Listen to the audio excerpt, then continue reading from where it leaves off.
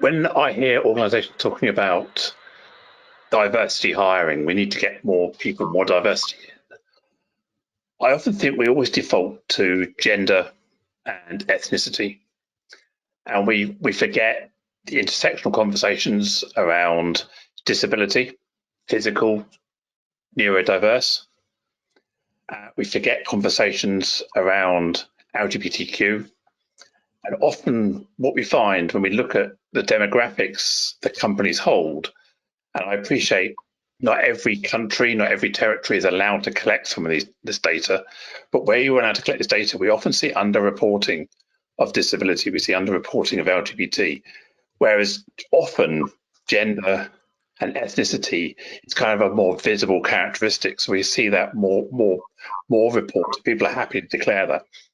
So I like to move away from let's just not talk about gender and ethnicity, because that really limits people's perception of creating a wider workforce. I often think we spend too much time seeking out degree level candidates. We all know that a degree isn't always the best indicator of future potential, future capability.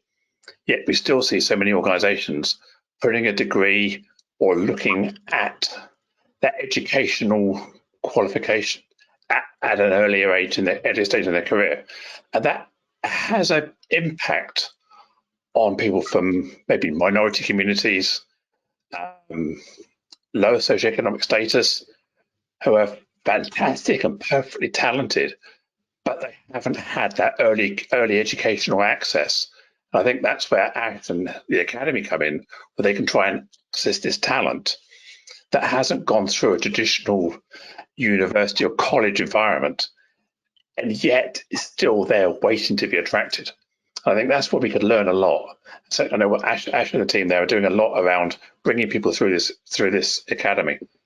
But I think it's recognising some of this diverse talent we're thinking about hasn't had that traditional route. And it also has greater sense of imposter syndrome, greater sense of limiting beliefs, because we often find that the traditional candidates are gun-ho, they've got qualifications, they've got networks, they hang out in that kind of world. Whereas what we're not doing is we're not enticing young women, young females, young Black people from these communities with this aspiration. We're not feeding, giving that opportunity where they can believe. And that's sometimes the barrier, is that belief. And I think this is the chicken and egg. I can't be what I can't see, is what we always say. I can't aspire to be in that role. There are no role models, or not enough role models, exemplifying great Black talent, great female talent, great disabled talent, whatever it may be.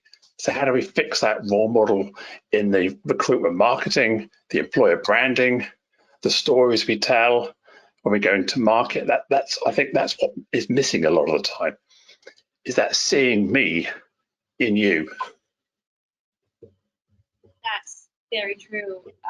I really like this perspective of going back to why do we think these people are underrepresented in our pipelines? Why do we think we don't find them in our pipelines? And going back to the fact that we look for the easiest proxy for building up our confidence in the fact that the candidate is going to be a good fit.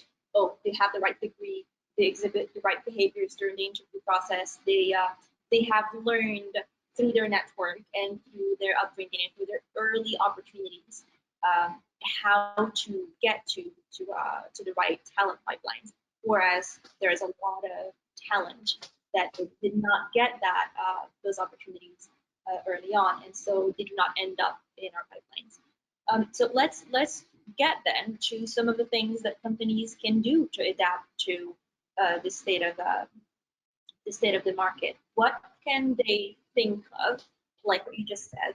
How can they take a step back and think about the reasons why they don't have a diverse pipeline of candidates, and then what can they do to remedy the state of affairs? And maybe Matthias and Ash, you can tell us a little bit about what you do with the Academy Bootcamp, and then Matthias, maybe you can tell us a little bit about what you do at Beamery to try to hire more diverse talent for their roles? Sure.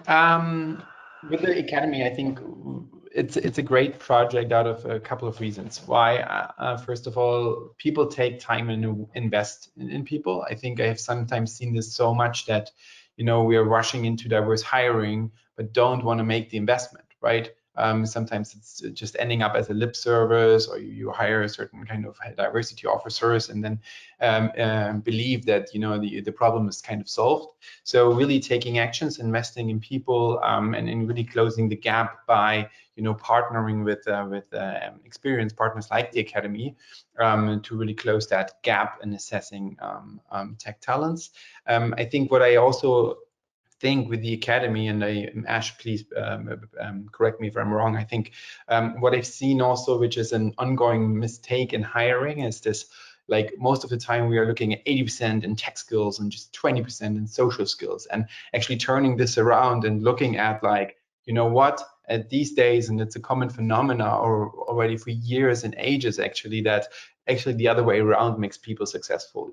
80% of what is their attitude, what is their mindset, what do they bring to work, how do they fix and solve problems, how do they collaborate, how they share knowledge. All of that matters much, much more than how much of a nerd I am to code a certain program language, because that's something that to a certain extent you can learn, and you can learn on the job as well if you have mentors there, etc., etc. But how many times have I seen that just looking at how good they write code makes them more senior or more team leadership, or makes them, So what I'm saying here is we're using the wrong criteria to actually assess talent, and that makes it unfair, especially for the diverse talent. And that's something that where I see, if you have like Academy approaches of really trying to course correct that by saying there's a certain budget, there are certain roles for people, and they can grow in that, and you have external partners there, makes this very much attractive, and just really changing the game, and just saying, like, okay, we have 2 diversity hires here, we hire them just because they are diverse talents, but in the end, they might not even good for their job, and then you actually create a turnaround effect, right? Because then they would say, oh, these diverse talents, we hired them, but actually they weren't as strong because they, were not assessed properly. So that's what I'm getting at, and I think there's a risk there, but there's also an opportunity to change, I think. And Ash, please, jump in on that.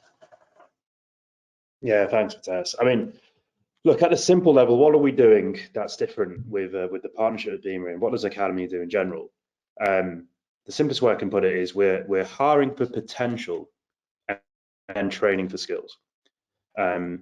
Which sounds simple, but it's a fundamental difference. And then Matthias was talking about that. So by and large in the tech industry, you hire for skills and experience, and you're like, oh, I must have a four years experience and so on. And we know, to George's point, that because demand is so vastly outstripping supply, that actually good luck trying to hire experience is a pretty finite pool. So we think if you look at someone's potential first, that allows you to do this widening of the funnel of supply at the top. So what we're doing at Academy is effectively pitching people who may not have considered a career in technology because they feel excluded somehow, i.e. they can't get hired today because they don't have the skills to work in tech on day one, but they might have all the other attributes that you'd want in your business: IQ, EQ, drive, ambition, the great attitude, superb people skills. And so in general, what we're trying to do is find people from any background who have this core set of attributes that you just love to have in your building, in your business, in your team, as you're taking on the world. And then if people have the right attitude and aptitude, we think you can very successfully and very quickly accelerate their sort of skills to be professionals in technology. And so at Academy, what we're doing is partnering with Beamery. We're putting 7 people into this accelerated program. The training is designed, delivered, and funded, I guess, by the tech industry for the tech industry. So the training is delivered by software engineers and other professionals who've worked on the front line of tech companies. The training is provided at absolutely no cost at all to the learner. In fact, it's fully funded. and that removes all financial barriers and reduces friction. And not only is there training, then there's a job at the end of that training, and so there's access. So I think there's two key ingredients, which is you need educational training and you need access, a pathway to a job. And Beamery are providing both of those things. And so I think that hiring for potential, training for skills in a way that's sort of, as I say, designed, delivered and funded by the tech industry for the tech industry can very, very quickly and very dramatically make an impact on both the skills and diversity gap. And it's brilliant to see Beamery kick that off.